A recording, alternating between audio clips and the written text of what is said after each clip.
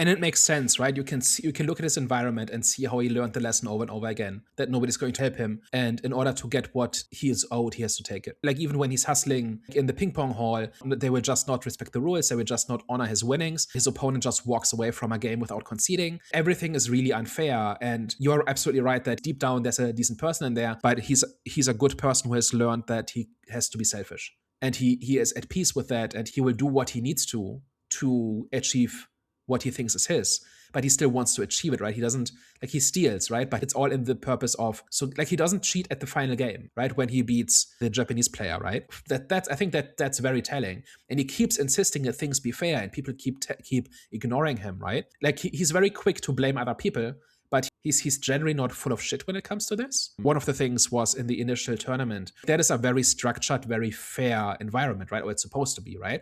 Like if you've ever played in any kind of tournament setting for anything, it's very regimented, and all the rules are there to create predictable situations, and they really punish people trying to play fast and loose with the rules, and all the rules are there to create a fair competition as much as is possible, right? This very selfish, very impulsive guy goes into this very structured environment who kind of has learned the lesson that life is just unfair and people are out to get you. And then he fails. And I think at that point, he can't really handle the fact that he just lost, and he just keeps looking for reasons for who screwed him this time. And at least from memory, I don't think in the initial tournament, he's actually cheated out of anything, right? Or am I misremembering? No, I think the only thing, and again, it kind of speaks to, what you're talking about, like the fairness and stuff like that, was the Japanese guy wasn't meant to be there because of like a travel ban, but then they like made some like exceptional rules for him to travel there, so he didn't anticipate that. Was that really the case? Or doesn't he say in the beginning, like, this is huge in Japan, and that is why there's a lot of money in this?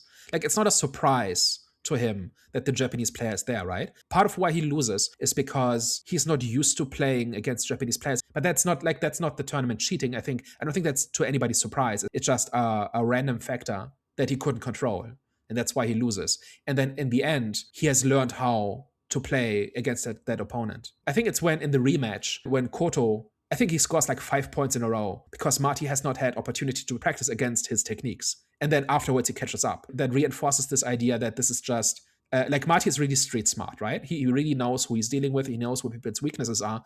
And Koto is the one person who he has to beat fairly. And then I think that is why he respects him so much towards the end.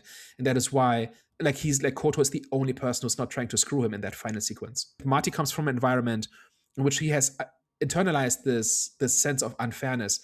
And so at least initially, he can't handle it when he loses fairly. And his big journey is that he wins fairly in the end, even though nobody wants him to. I think that's the part that's really cool about this.